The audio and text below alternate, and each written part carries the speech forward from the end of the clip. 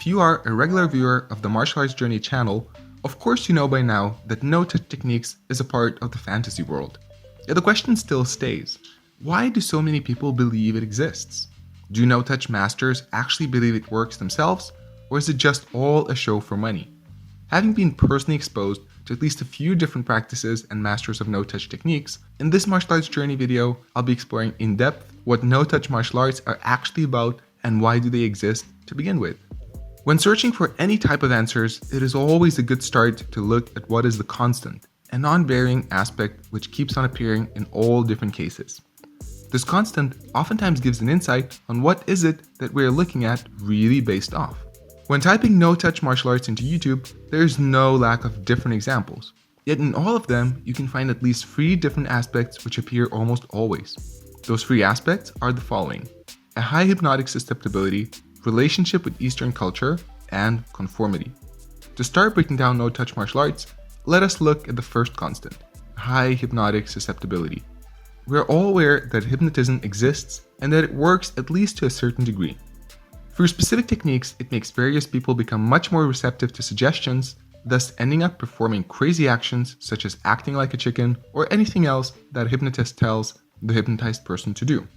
While this skill requires an experienced hypnotist to make the hypnosis work, it also requires a willing enough person to undergo the process. And not all people are susceptible to it on the same level. That is where the phenomena of hypnotic susceptibility comes into play. Hypnotic susceptibility is a measure on how easily a person can be hypnotized. While there are various scales, such as the Harvard Group Scale of Hypnotic Susceptibility and the Stanford Hypnotic Susceptibility Scale, they all notice that whether a person will succumb to hypnosis depends highly on the traits of the person himself. One of the researchers suggests that a person is much more likely to be hypnotized if he fantasizes much of the time, recalls imaginary playmates from childhood, and has grown up with parents who encouraged imaginative play. To put it more simply, a person who will become hypnotized most of the times will be a person who will have a liking to the imaginary and the supernatural, or even more simply, a person who will believe that he will be hypnotized and actually will want to be hypnotized. While I'm not about to make a claim that no-touch martial artists are masters of hypnosis, watching the videos where they perform their techniques, it quickly becomes clear that people who fall after their magical wave of hands are usually people who basically want to be thrown. Every documented case where a no-touch master faces a skeptic, not even once the results come into the favor of the no-touch martial artist, while the no-touch martial artist makes ludicrous excuses such as that he held his tongue on the top of the mouth.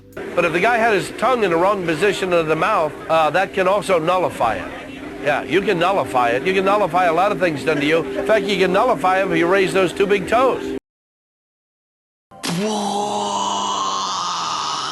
It is clear that the real case of no-touch techniques not working is a lack of belief in it of the skeptic, and thus a low level of hypnotic susceptibility, which leads to the failure of the no-touch martial artist, which worked, quote-unquote, very well on the willing students of the master. Yet considering this, we are still left with at least 2 questions. How do the students come to a point where they are so receptive to this suggestive type of hypnosis, and whether the no-touch master himself believes that he is capable of this quote-unquote magic, or whether he uses this trick for his personal gain, such as students, money, and following. As we start to reach the second constant, in almost all no-touch videos you see an influence of Eastern culture, and not without a good reason. We all grew up being exposed to various examples of mystics of the East, whether through hearing stories or seeing examples on television. Yogis who would dig themselves under the ground and spend days without air, kung fu masters who would pierce glass with needles using their supposed chi, and Japanese martial arts masters harnessing their ki to perform supernatural feats.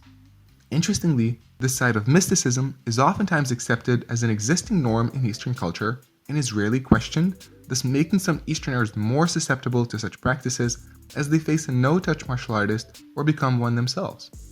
At the same time, many Westerners picked up this belief as well, whether by believing the stories about them or seeing an Eastern movie which represents these feats. It is interesting to note that an institute in India, which made a special compartment made sure to let no air come into it, challenged all yogis to come and prove that they can stay longer than a day in it.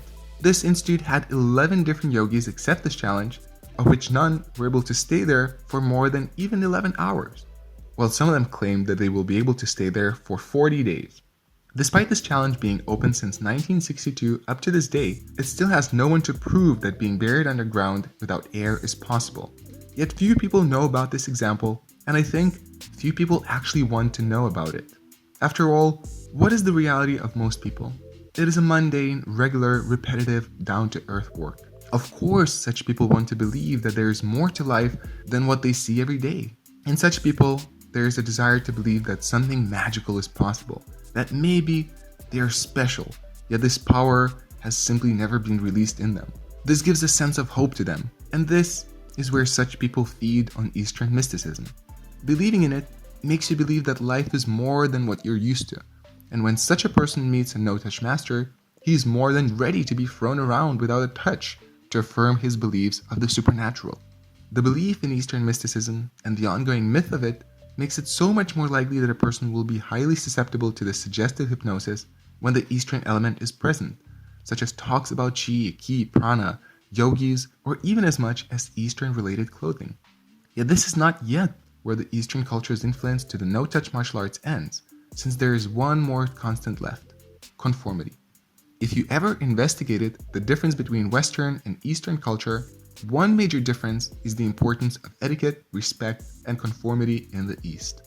That is not to say that it does not exist in the West, otherwise possibly no-touch masters would not exist in West at all. Yet in East, the hierarchy and the elder or master being always right is a very important principle.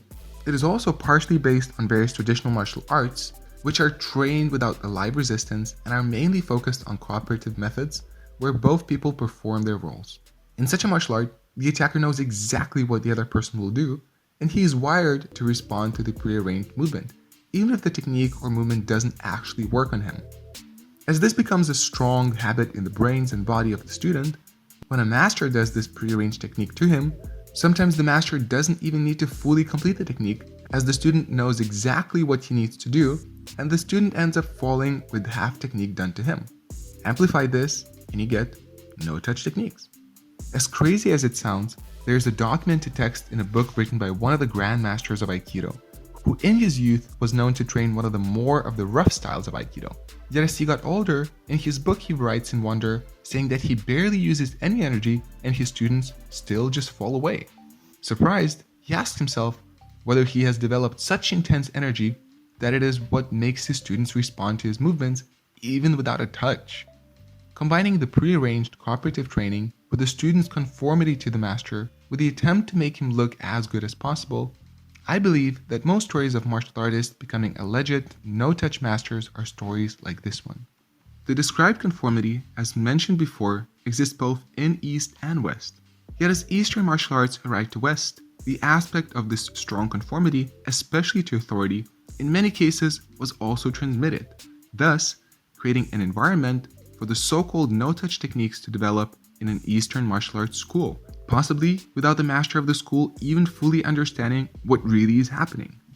Of course, that does not mean that all no-touch masters believe that they are actually capable of doing these techniques. I would not be surprised if some are exploiting this phenomena to their advantage.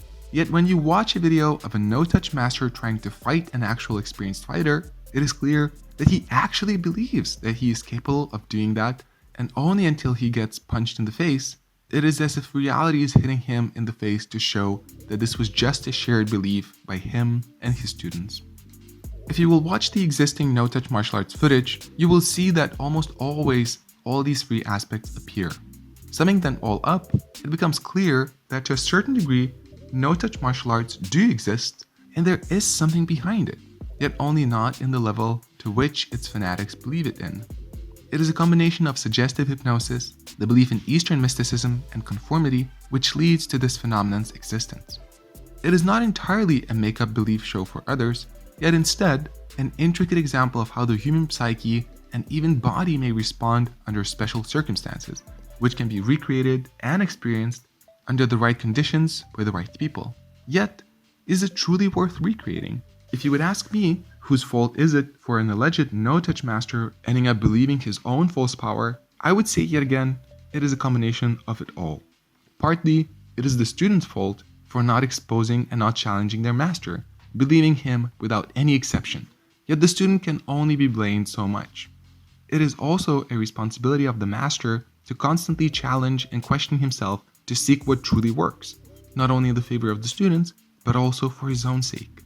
Nevertheless, many of us want to be special.